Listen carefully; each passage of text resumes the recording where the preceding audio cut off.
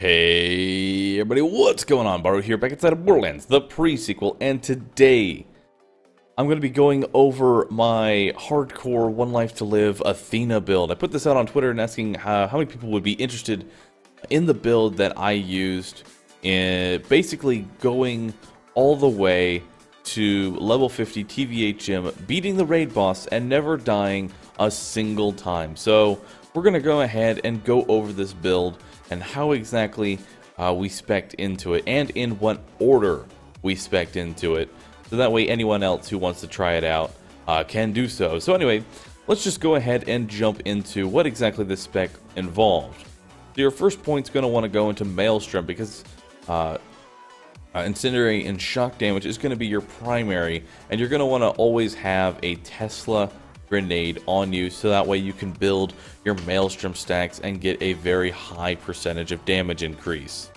I've been able to hit upwards of like almost 600 stacks of Maelstrom, so you can see how that can potentially be a little bit game-changing there for only one skill point.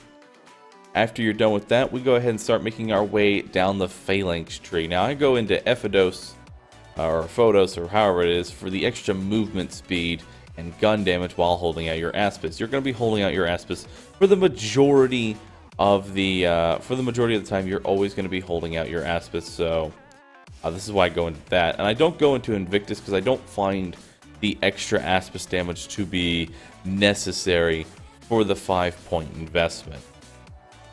Now the next thing you're going to want to go into is hold the line. This will increase your duration at which you can hold the Aspis, and as you can see, I've got a class mod in here that boosts it to 11 seconds. So that, combined with the already active duration, I can hold out my Aspis for 22 seconds. That is a very long amount of time with basically taking no damage.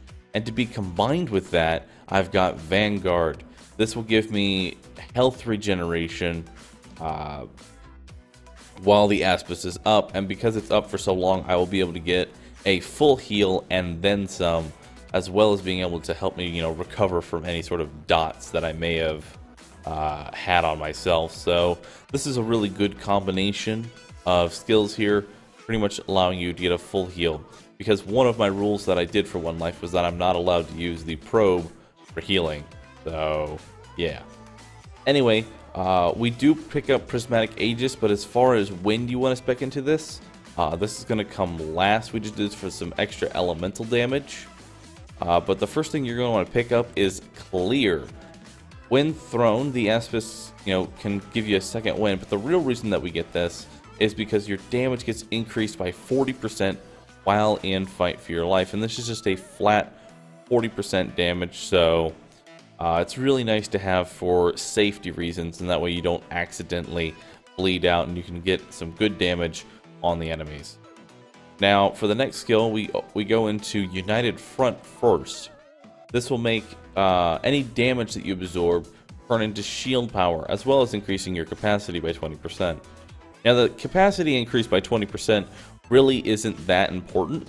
What's really important is to convert damage to shield power. Now, you might say, well, what's the point? If you put up your Aspis, you're already immune to all damage. Well, the reason that you need to do this is so that if you get a dot on you, you can immediately put up your Aspis and start absorbing enemy damage to help fight off that dot, just in case it ends up being fire and the Vanguard health regeneration just isn't enough to keep you up. So that's why I constantly have United Front. I don't go into Return Fire. The reasoning for that is because basically the damage that enemies deal to you versus the damage you deal to enemies is not the same, not even close. In fact, it's almost not even worth it to pick up this skill. I was able to hit enemies for thousands upon thousands of damage, but when I tried to reflect a badass bullet back at him, it hit him for 200. So it might be nice to have if the enemies have like cryo or anything like that, but overall I don't find it that useful. So there's that. Now we go into Stalwart for the extra 25% maximum health. Now, it's up to you which one you want to go into first as far as Prepare for Glory or Stalwart. That's entirely up to you. I always went into whatever gave me health first before anything else. And now, after that, we go into Prepare for Glory. This gives you 10% gun damage for each unique enemy that hits you. And there is no cap on this, so as long as more unique enemies keep hitting you, you've got constant damage bonus, and I don't have too much of an issue getting, say, a 50% damage bonus against bosses, which is really nice. And because your Aspis duration is so long, of 22 seconds, then you're not going to have too much of an issue just finding unique enemies to hit your shield. And then we've got Wrath of the Goddess. The Aspis will ricochet up to 4 additional enemies, each taking less damage than the last. This skill is actually pretty damn awesome. I didn't realize just how good Wrath of the Goddess was, but I was able to clear out packs of enemies with just this skill alone. So I definitely recommend picking this up just for the amount of damage increase you do end up getting for this skill. Now for the Xiphos tree, I didn't really think was that necessary because I would have to invest far too many points into the skill tree to even get anything remotely close, which is Bloodlust, and the only survivability skill that I would have wanted. The extra health from Clarity of Purpose is almost non-existent, and the speed buff, or damage resistance rather, from Mercule doesn't really help you at all. Anyway, let's go ahead and take a look at the Storm tree. Like we said, we put 1 point into Maelstrom, and then obviously we have to put 4 points into Storm Weaving so that we can make our way down the tree. We then go ahead and put 5 points into Conduit, and these points here help you keep up your shield when your Aspis is not up, which is really good. And like I said, I like to combine this with, say, a Tesla grenade or a shock laser, so that way I've always got that shield regen going. And because of Storm Weaving giving you that extra elemental chance, you shouldn't have too much of an issue placing damage over time effects on the enemy. So next up we have Smite, Zeus's Rage, and Elemental Barrage. These are all optional. Your last 4 points at that point can go wherever you felt like. I just felt like putting it into Smite for some extra mob damage, Zeus's Rage to help me keep up my Maelstrom stacks when I threw my Aspis, and then Elemental Barrage because why not? A free extra shot could be awesome sometimes. Not guaranteed, but a little extra buff would be nice. So that's the spec that I use for my 1 life character, and I also never had bar on when I did this entire thing. So now let's go ahead and go over the gear that we use. So my typical shield of choice was always an adaptive shield or a Vladov shield. Adaptive is going to be pretty much what you're going to always want to go for, simply because of that extra maximum health, which will be nice with Vanguard, and the elemental resistance. The capacity doesn't really mean much, but is nice when combined with the resistance, but the main reason that you want it is the maximum health and that resistance there. You can go with Vladov, but some enemies, like if they hit you with a railgun, you may absorb the bullet, but the dot may actually also end up applying on you, which you don't want. Next, we always go with a Protector class mod. You want Eternal for increased hold the line. The team cooldown rate is kind of negligible, but the reason we get it, obviously, is for that Vanguard and that hold the line buff, and that's what I always go for. The Protector comm can also buff United Front, so if you get a good purple one, that is not bad either. Now for our grenade, it's always a Tesla. From the moment that we can first find a Tesla to the end of the game, this thing is always going to be taken up by a Tesla grenade. Maelstrom stacks are very easy to come by if you always have a Tesla on you, and you can melt bosses regardless of how low level your grenade is. This grenade was, not that strong. You can see it's level 45, but it was just ripping through the raid boss, even though the raid boss isn't exactly super powerful.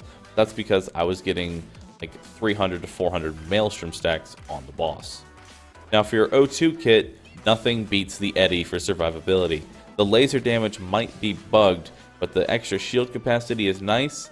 But the real reason that you want this is because Eddie, every time you kill an enemy, he has a chance to drop a little care package which can contain ammo, health regen, oxygen, things like that.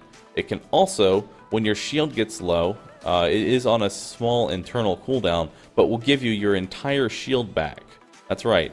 If your shield goes down, he will bring it all the way back up. He gives you a full shield regen, which is honestly pretty damn awesome.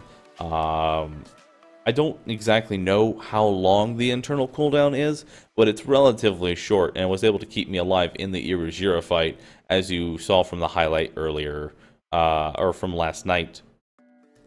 Now, as far as weaponry goes, I always try and keep a shock laser on me at all times. If I couldn't find a shock laser, I go with incendiary laser. But you're always going to want a shock or incendiary laser on you at all times. I also like to go with a frost weapon for debuffing enemies and then finishing them off with the laser. Going into this without a frost weapon isn't, the worst thing in the world, but it will definitely make your life a lot easier when you can just freeze an enemy, switch to your laser, kill it, switch back to your frost gun, freeze the next enemy, kill it with your laser, and just makes things be a lot simpler.